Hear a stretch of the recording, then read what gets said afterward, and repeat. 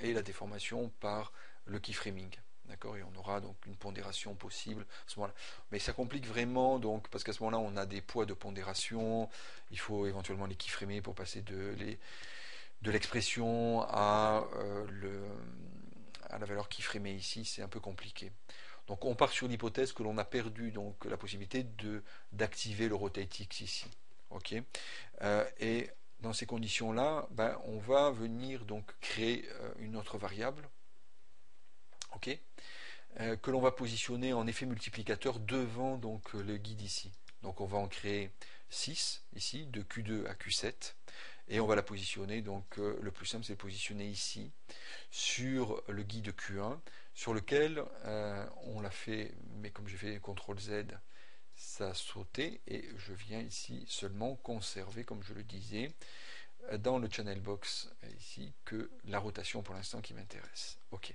Et je vais venir rajouter ici donc les différents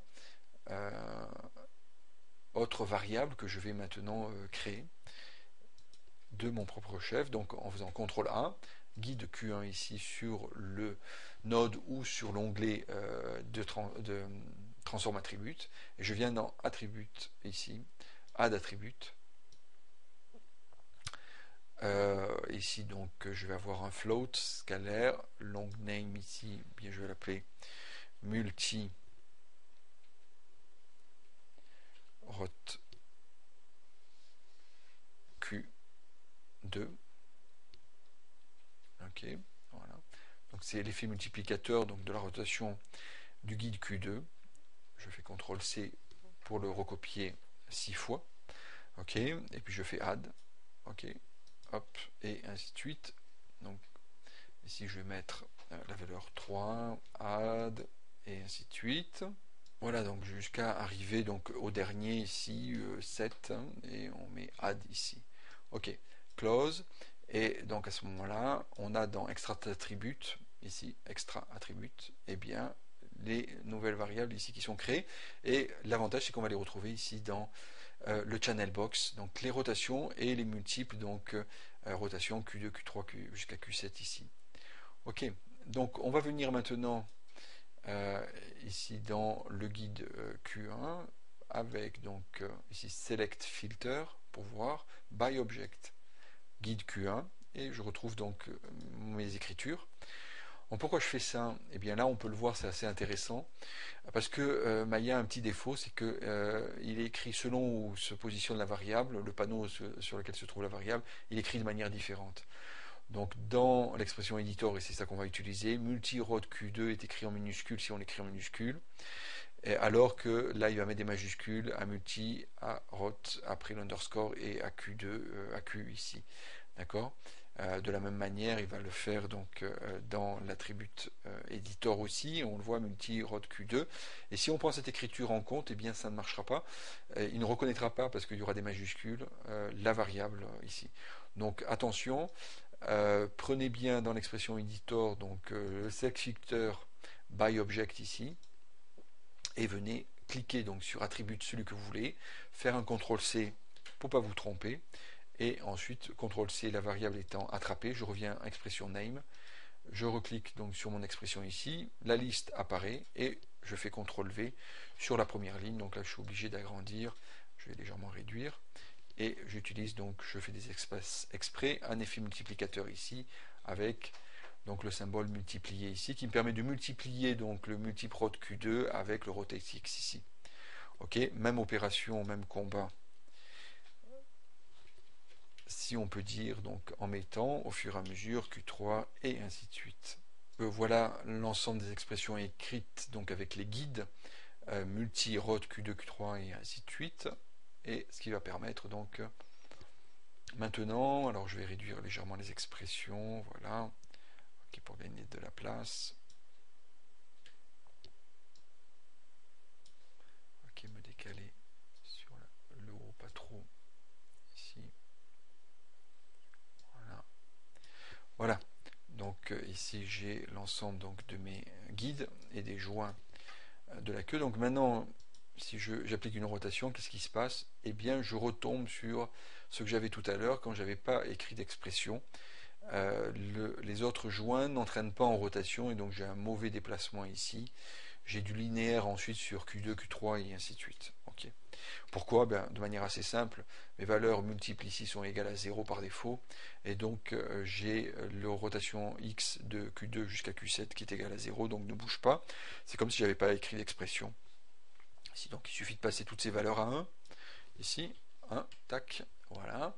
Et bien à ce moment-là, je retrouve bien entendu, donc ici, voilà le déplacement de l'ensemble des guide et qui entraîne donc l'ensemble des joints ici. Ok. Et ainsi de suite. Donc si je veux maintenant m'amuser, donc par exemple en Q2 mettre 1.5, en Q3 1.8, voilà, Q4 2, et ainsi de suite. Donc le reste je vais mettre 2 par exemple, 2, et ici 3 par exemple. Alors le dernier point ici, Q7 n'aura pas trop d'importance puisqu'il est à l'extrémité. Donc je pourrais très bien le laisser à 0. Ça ne change pas grand chose. Et ici je passerai donc au-dessus à 3. Ok, donc à ce moment-là, j'amplifie donc les mouvements de rotation ici. Ok. On voit donc par exemple ici l'extrémité de la queue se redresse plus. Si je mets 4, hop, ça va encore un peu plus tourner. Si je mets 3 là, ok. Voilà, je vais entraîner ici, et puis ici 2.5. Ok, voilà. Et donc à ce moment-là, je vais avoir donc un ensemble de joints qui va réagir de manière souple ici, ok, dans un sens comme dans l'autre, c'est-à-dire avec des valeurs négatives ou positives. Alors, ok, donc il y a que le rotate ici X qui fonctionne. Je suis parti sur les trois axes, voilà. Ok. Donc ça c'est pas mal parce que ça nous permet d'avoir une souplesse. Ici, voilà. Hop, ok. Ça se redresse de manière assez intéressante. Ici, et on rabaisse ici donc l'ensemble de la queue, et voilà. Donc ça c'est pas mal, c'est déjà une première expression ici sur laquelle on peut travailler. Rotate x égale à 0. Bon, maintenant je suis obligé dans cette formulation là, qui n'est pas exclusive dans le sens où je peux en créer d'autres, hein, vous le comprenez bien. Ici c'est un exemple de pilotage donc de l'ensemble d'une série de guides par rapport au premier guide ici qui s'appelle guide Q1. Je pourrais très bien piloter ça par le dernier guide Q7 ou par un ou deux guides au centre et écrire des expressions par rapport à ça. Donc on peut faire des choses bien sûr très compliquées. Avec les expressions, on est libre de décrire ce que l'on veut. C'est ça le gros avantage donc, des expressions. Donc là, si je continue un peu donc, dans mon système, donc ici, de guide piloté par le guide Q1.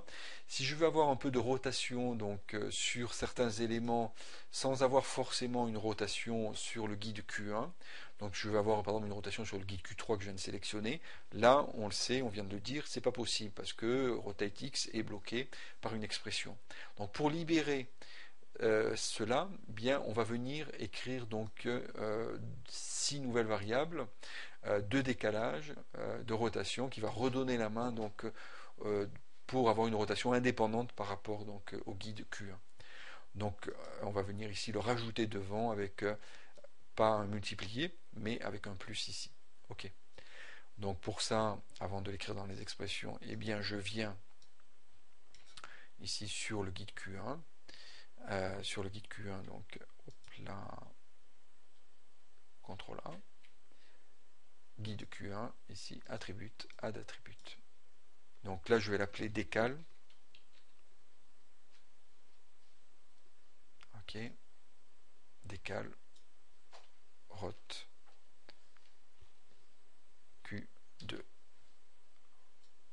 CTRL C, puis je garde les mêmes et je rajoute. Et ainsi de suite, donc le 3, et ainsi de suite. Et la dernière valeur ici, donc décal, rot Q7, add. Ok, voilà, on les voit en dessous. Et on a donc l'ensemble de ces valeurs ici. Donc l'opération consistera à venir donc ici bar object, c'est pas multiple qui nous intéresse, c'est l'écriture, donc Q2, je prends CTRL C, je reviens sur mon expression name je sélectionne l'expression rot guide que et je viens donc placer ici CTRL V plus, donc je crée un espace. Je ne suis pas obligé de créer l'espace sur l'opération de part et d'autre, mais c'est pour aérer donc mon écriture. Et même opération ici, je mets 3 plus et ainsi de suite. Et donc les différentes rotations sont ici mises en place. Ok. Et donc à ce moment-là, bien sûr, j'ai beaucoup plus de variables ici sur lesquelles je vais pouvoir donc intervenir.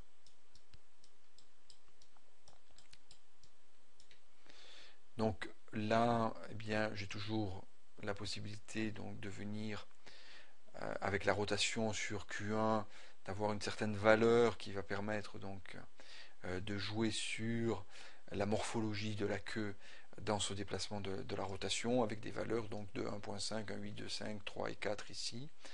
Ok. On va mettre 3.5 là.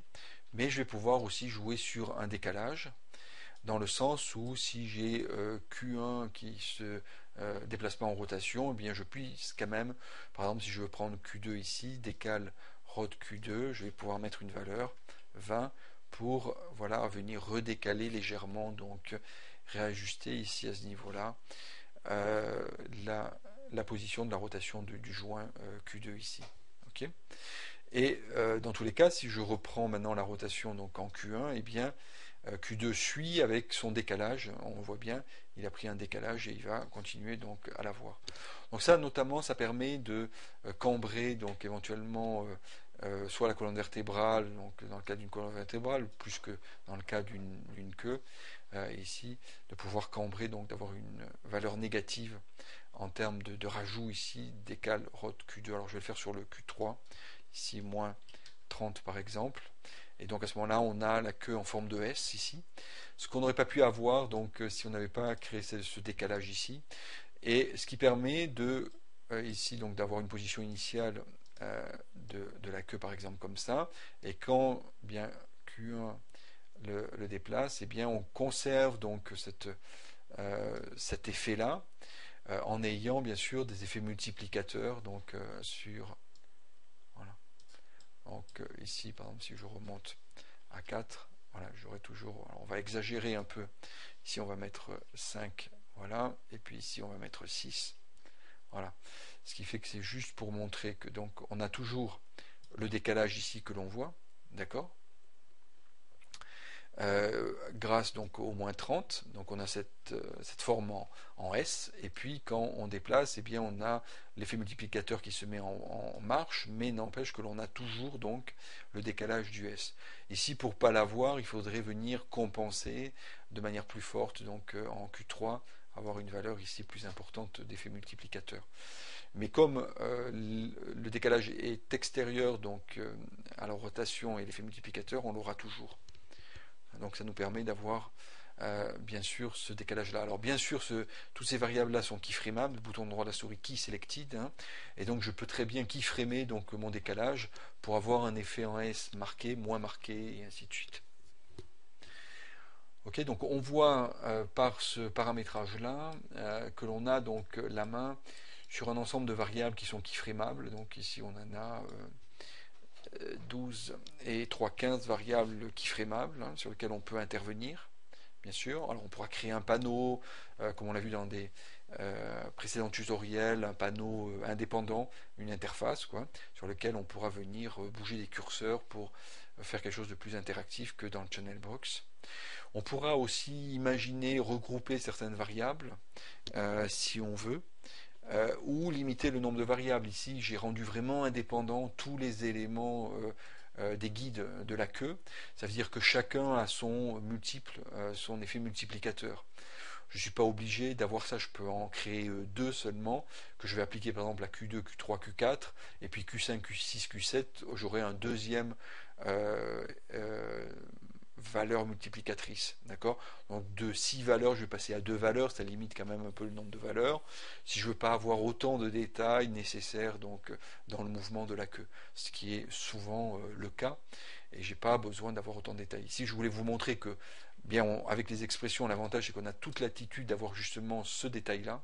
C'est ça qui est intéressant, de pouvoir donc intervenir vraiment donc de manière détaillée sur chaque valeur ici donc de l'effet multiplicateur bien sûr, mais aussi donc du décalage ici par exemple.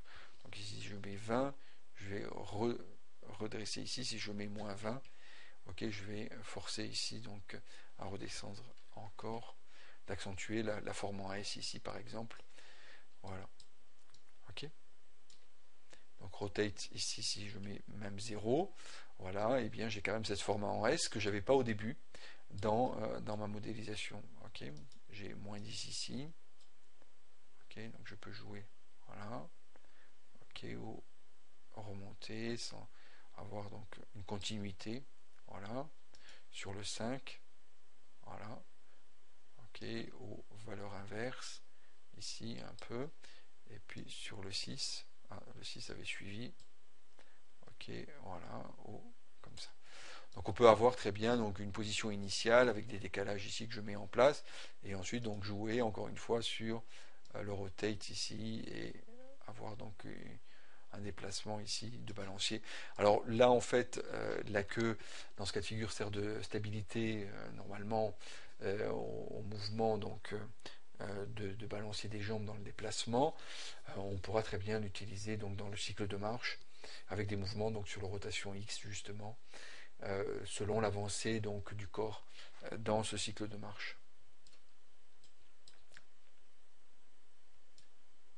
Donc voilà ici un exemple assez intéressant donc, de l'utilisation d'expressions relativement simples dans notre cas de figure, mais qui permettent encore une fois de piloter de manière très précise donc un ensemble de joints, guidés ici par le premier guide Q1, mais encore une fois on peut écrire d'autres types d'expressions selon ce que l'on veut faire et selon bien sûr la morphologie de la succession donc de joints qui sont intéressés par cette succession d'expressions.